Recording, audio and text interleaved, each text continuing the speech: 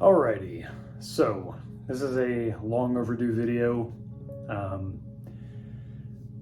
don't really know where to start. I don't even know. It's just going to be kind of an all over the place video. As you see by the title, we are talking about the life and death of my grandmother, Carolyn Sue Hodge, or Carolyn Sue Mann, if you're going by her maiden last name.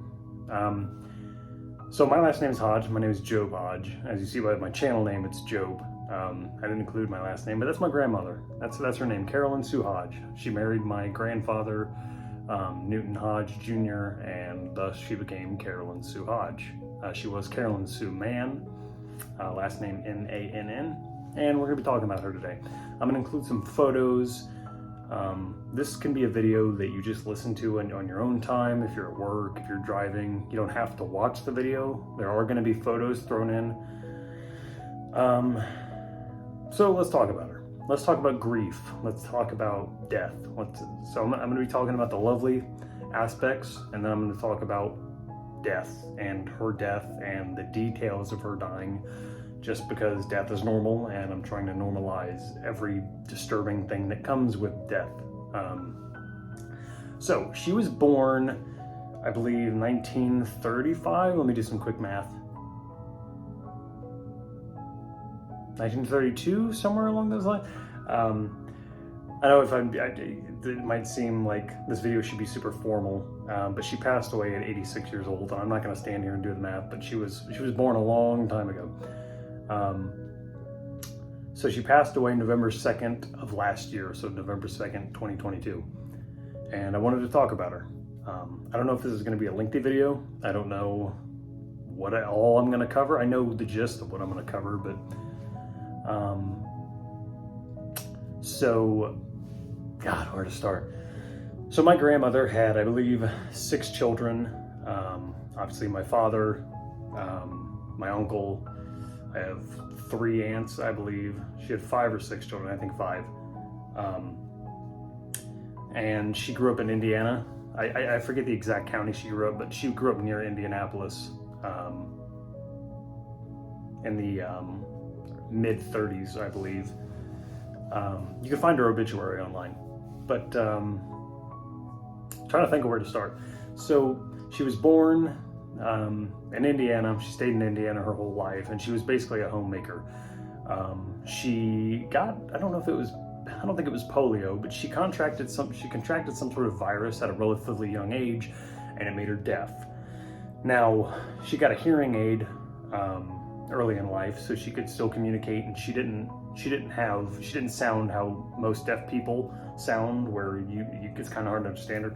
The only thing that was, the only difference was, or the hard time we had was some words she mispronounced. Other than that, she talked like any normal person. She didn't have sort of like a deaf person's slur or how they speak. She sounded fairly normal, but she went deaf at an early age, and that required hearing aids, or a hearing aid. She had a cochlear implant on the left side of her head, I believe.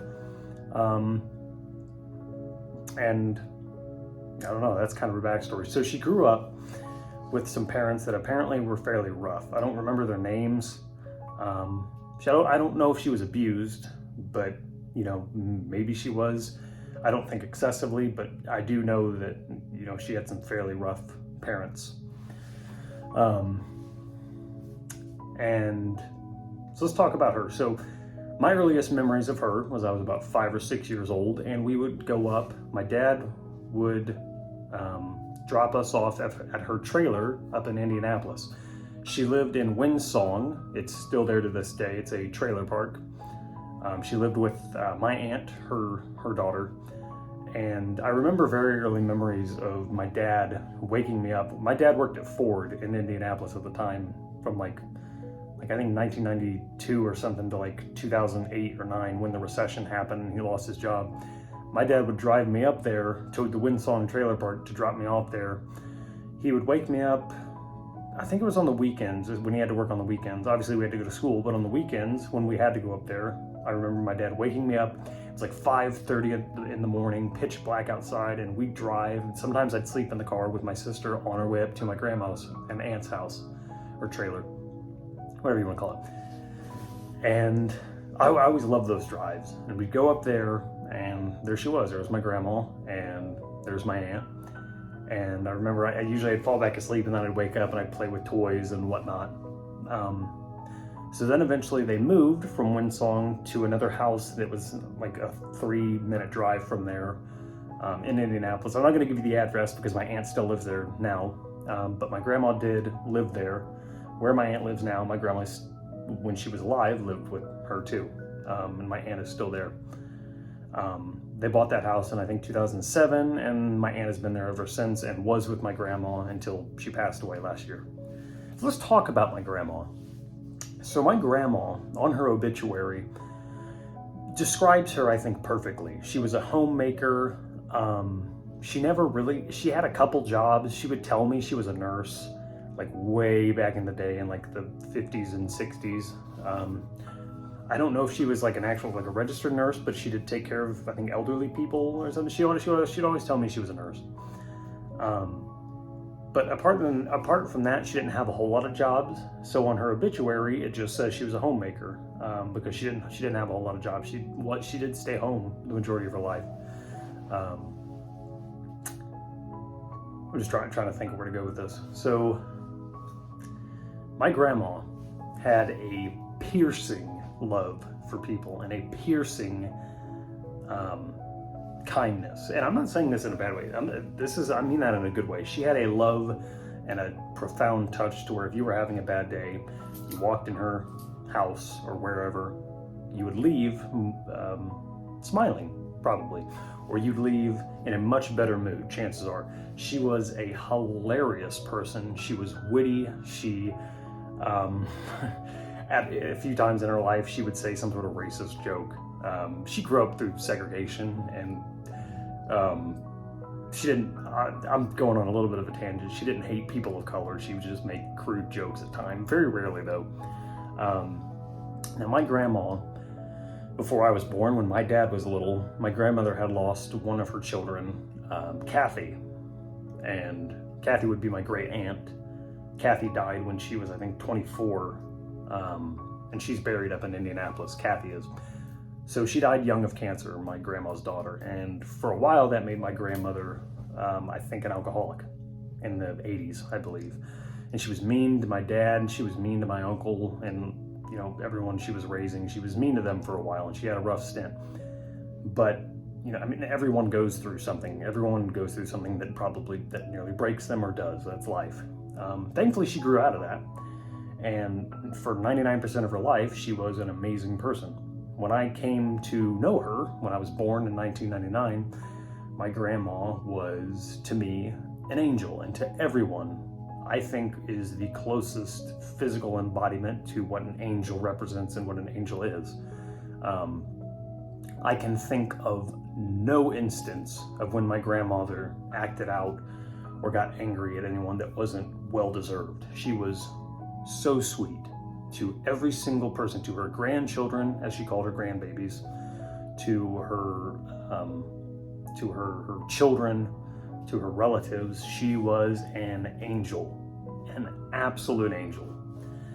And like I said, she had a piercing love. She had a kindness and a love that I strive to have today. It's insane to me, the type of love and purity she had to her. And I'm not saying this because she's gone. You know, there's, you know, if there was a person in my life that passed that wasn't a good person, that was by societal means a terrible person, I wouldn't be sitting here. You know, I'm not biased just because she's gone. She factually was an amazing person by the time I knew her. And, you know, it's funny, when you're growing up, you don't appreciate the things that in that moment might be annoying you. Like all grandmothers, she would ask me over and over, "Are you hungry? Are you hungry?" multiple times a day. Maybe when I would go up and visit on the weekend, she would ask me probably 7, 8 times a day. And in the moment, it was annoying. You know, after the 3rd or 4th time, I'd get annoyed. But looking back, you realize that that person is doing it purely out of love, because she probably in her life went hungry. She grew up in the 30s and 40s. World War II was going on. But there were a lot of issues economically going on, and I'm sure she went hungry a lot of days, so she never wanted anyone, whether it was her children or grandchildren or anyone that came across her, she never wanted them to go hungry or feel hunger.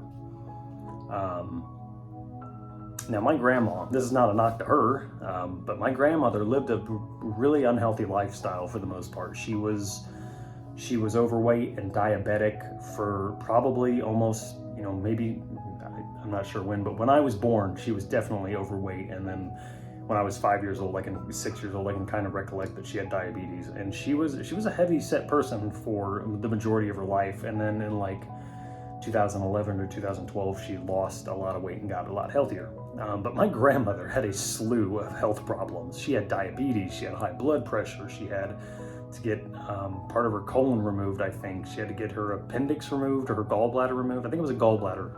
Her gallbladder she had to have removed in like 2011. She was bedridden for like, I think a whole month. So my grandmother did not live a healthy lifestyle for the most part. She lived kind of a sedentary life. She never really worked out. After the gallbladder surgery, she did her best to walk around, to go get the mail, to walk down the driveway, to go to stores. My grandmother was, I'm just saying this, she lived to almost be 100, I guess. She died when she was 86, so 14, 15 years away from 100.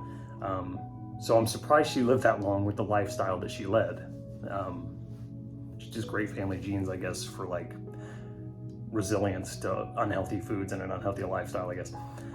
But I always remember going to stores with her, or she'd take me to Long John Silver's and we'd get something to eat. Again, she led an unhealthy lifestyle. She loved fast food and whatnot, but my God, she loved her grandchildren. She loved everyone. She loved her children. She would take me to McDonald's, and there was this little back road about 5 minutes from McDonald's in Indianapolis. Like she used to get at McDonald's for us, drive us down this like abandoned road, and then park on this other abandoned road that was almost in the woods. I remember one time there was an officer that got behind us and stopped and asked what we were doing, and then once they saw it was an old lady eating some McDonald's with me in the front seat, they left. It's just funny stories like that. We used to go to Kmart. We used to go to Marsh, back when Marsh was a store. I'm trying to think. Yeah, and I just have so many incredible memories.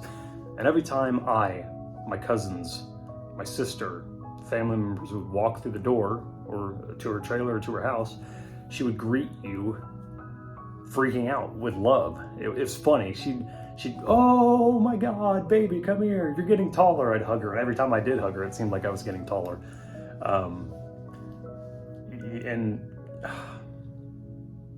A grandmother's love is unlike any other love. It's completely subjective. If you have a loving father or a mother, then that's fantastic. As generally most people do, I'd hope. She would make pallets for me. She called them pallets on the floor. Sometimes I think she'd call them pilots because, she was deaf. She had a hearing aid and some words she couldn't pronounce well. She'd make a pallet on the floor for me. If one of my cousins, if there were some people over, my cousin was sleeping on the couch, or my sister, she would hold on, baby, let me make a pallet on the floor for you. And here's this, at the time, late 70-year-old lady that's, has these health issues and is bending. To her, it would be breaking her back, making a pallet on the floor for me. And she would do that all the time. She would always ask, you want me to make a pallet for you? Do you need anything? Are you hungry? How are you feeling? And then like the last 3 or 4 years of her life, she was just giving money to me. That sounds kind of funny, just saying it out loud like that. But like I'd go up there and she knew I was living on my own and living with my ex at the time. And she would give me money every time I came up. She's like, come here, Job, come here, baby. She'd take me to the her back room, and she'd hand me, like she'd put the money in my hand and then close my hand. I'm like, Grandma, I don't need this. She's like, no, just take it. Like $50 or $100 every time I saw her. And she didn't have much money because she lived off of the government assistance, I believe, and just getting checks from the government. And like I said, she was a homemaker. She didn't really have Like, she never really had a whole lot of jobs at all. She got disability because of her deafness.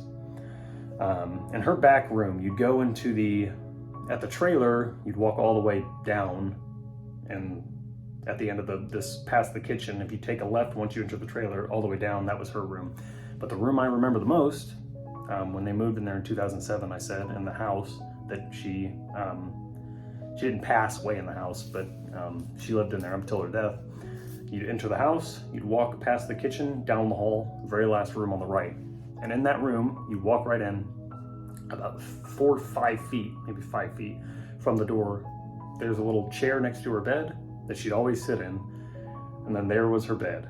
And then like a little old TV. She never upgraded her TV ever. She had like an old 2006 box TV from the trailer that they used to live in. And she had these like cheap little Dollar Tree glasses that she would always fill with Coke. Never Coke Zero, it was always full sugared soda. And my God, the lady could cook. She could cook because it was mostly unhealthy foods. She made the best pancakes, bacon and eggs, ever. I still can't do it. I think it was loads of butter or country crotch. I said country crotch. Country crock. Me saying country crotch is a reference to a video that I did with my cousin because we do YouTube. We used to do YouTube together, and I said that in another video. That just slipped out. I didn't mean to say that.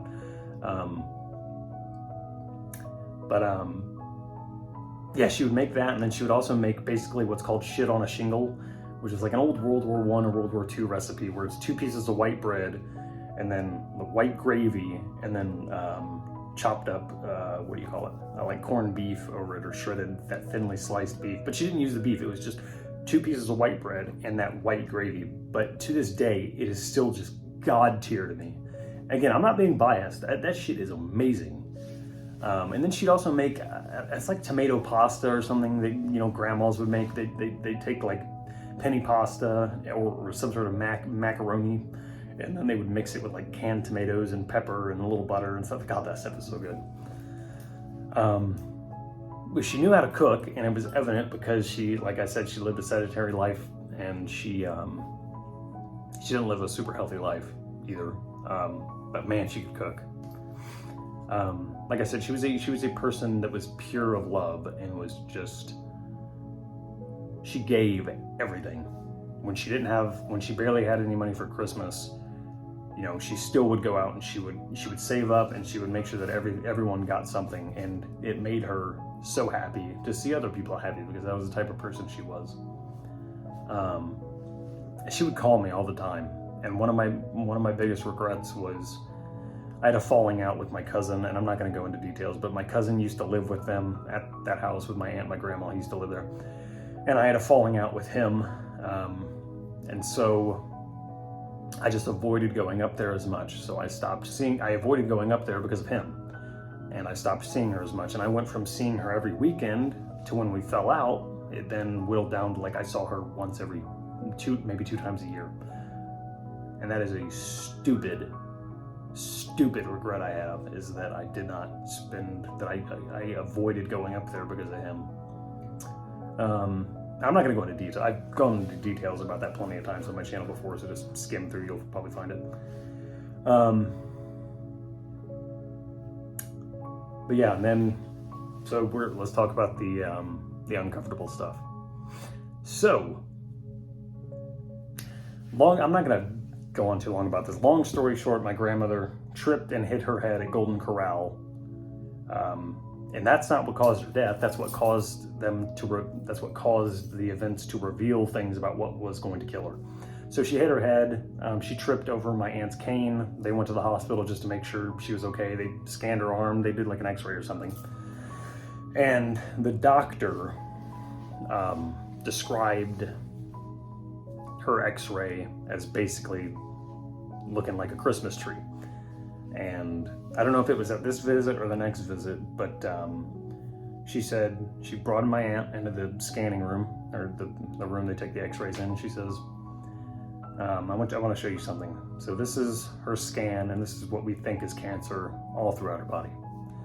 And my aunt goes, that black-haired lady, that black-haired, like 4'11", 5-foot lady, old lady sitting in that room? You're talking about her, like this is her scan? She says, yes. And my aunt goes, no, like this isn't right. You have to have someone else. Denial, it's completely normal. So my aunt and the doctor decide to walk back into the room and tell her what they believe they have found. And before the doctor can open her mouth, my grandmother says, I'm dying, aren't I? Some people can tell when they're dying. She would ask it every time they went to the doctor. I don't know if she had health anxiety, but that time she definitely got it right. And I guess the doctor said, yes, you are, or something. That's what my aunt says, but who knows? And then my aunt describes a single tear falling from one of her eyes. So then they go home and they actually wait for the actual results, or they have to wait to get I think it's called a PET scan, because she has the cochlear implant. She can't have an MRI or like a CAT scan. She has to have a PET scan or whatever it's called. So they wait until that appointment, they have that, and lo and behold, yes, she has stage 4 pancreatic cancer. Now, long story short, I'm not gonna go on too long about pancreatic cancer. By the time you've been diagnosed with pancreatic cancer, the odds are is that it's probably gonna kill you, most likely, because pancreatic cancer generally doesn't show symptoms until it is very advanced. And pancreatic cancer can be a killer of elderly people. So it's confirmed. And then, getting a little anxious talking about it.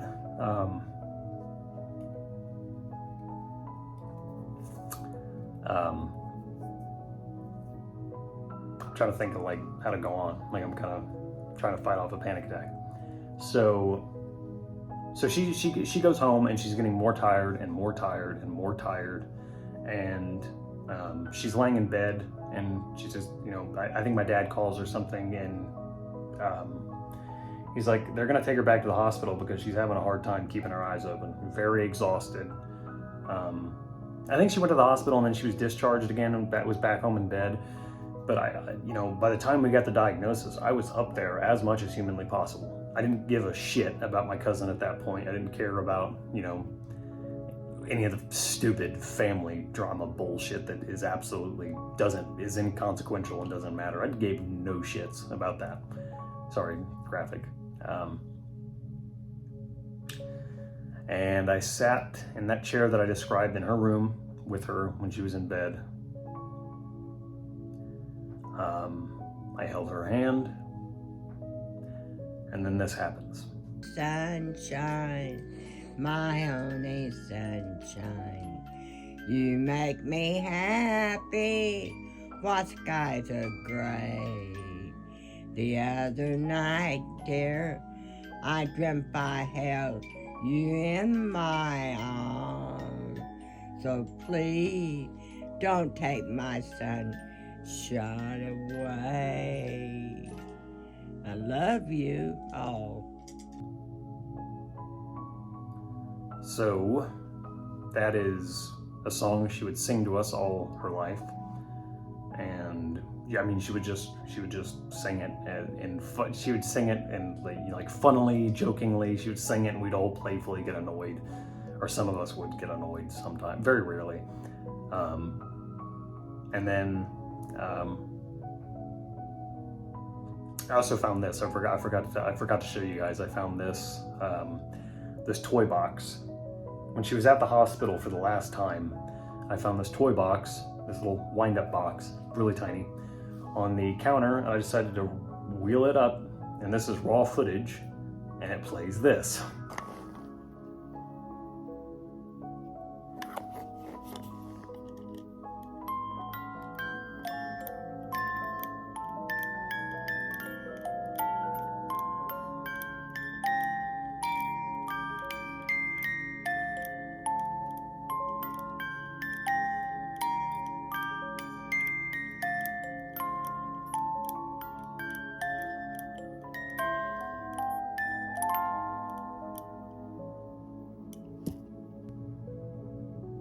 Now, she didn't buy that, like, as she was passing away. That was something they just had. And, this whole, not a lot of things happen in life like movies, but the days before her passing happened like a movie.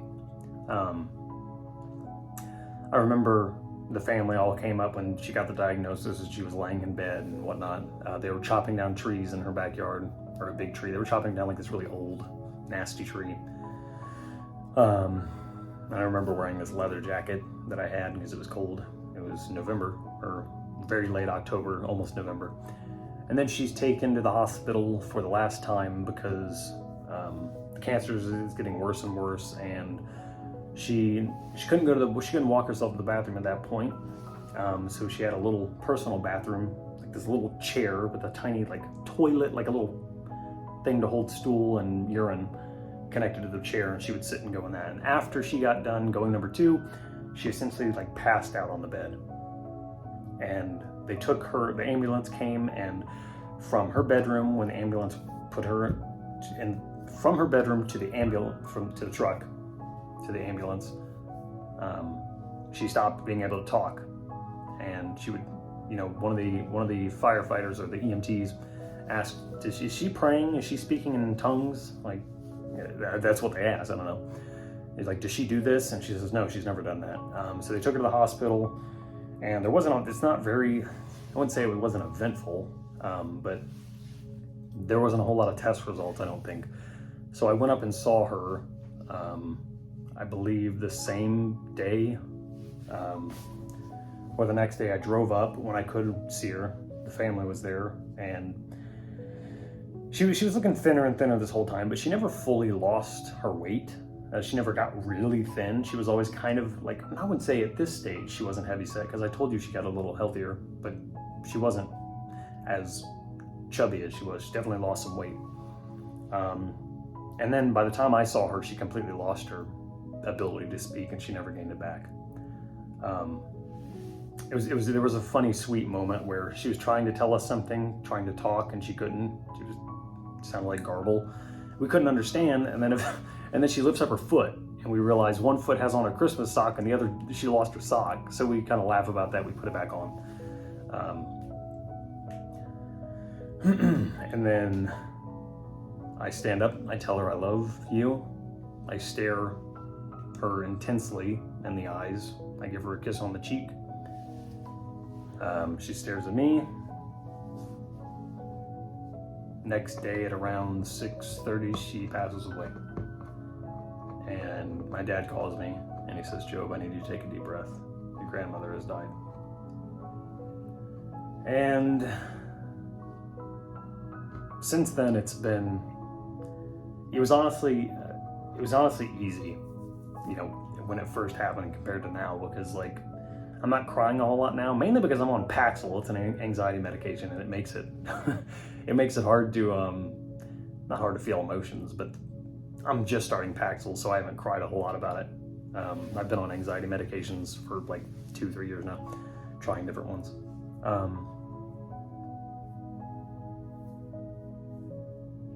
It's really weird. Grief is really, really weird. It's something that I can't really describe. It comes in waves, and it's also really strange. Like, I guess I'm still in denial. Like, I honestly feel like I could still drive up to that house, and I honestly feel like she'd be there. She always sat on if you're looking at the couch, she sat on the very left side of like the 3 segments. And there's now a tribute pillow with like bunches of photos of her sitting in her spot. And I honestly feel like even today she could call me. I feel like I could go up there and see her. It doesn't feel real. It is real though, and I gotta try and get used to it. But it's been over a year, just a little over a year. I wanted to make this on the anniversary of her death, but I just didn't. I've been working, and I don't know. That's it. That's the. I don't want to make this too sad, but that is the life and the death of my grandmother, Carolyn. And I'm going to leave it at this. I'm so glad I just remembered this. I believe in coincidences, but I'm also religious. I don't believe this was a coincidence. Believe whatever you want. I have a friend named Brennan. I'm not going to give his last name. That doesn't really matter if I do or not. But I've known my friend Brennan since 6th grade, I believe. So 13-ish years, 12 and a half, 13, 14 years, whatever. And he has never once texted me or talked to me about a shooting star ever. A couple weeks ago, or maybe a week and a half ago, I was outside missing my grandmother very heavily. And I'm looking up at the sky and I say, Grandmother, God, I said it again. Grandma, I am missing you a lot right now. If you could like send me a shooting star or something, that'd be great. Just to know you're here. Didn't happen. 2 hours later, I get a text and Brennan says this. He says, dude, I think I just saw a shooting star or a meteor. And I was standing right over the sink and I started to freak out. I was just completely taken back. It blew my mind. Because the last shooting star I saw was about 3-4 years ago. Actually, maybe now to think of it, I don't think I've ever seen one. And she sent it to Brennan for some reason. She didn't send it to me. But no, I didn't ask her specifically send it to me. I just said, can you send a shooting star? I just want to know you're here. And this is a true story. I don't believe it's a coincidence. I believe people that pass. I believe there's more to life or more than just here.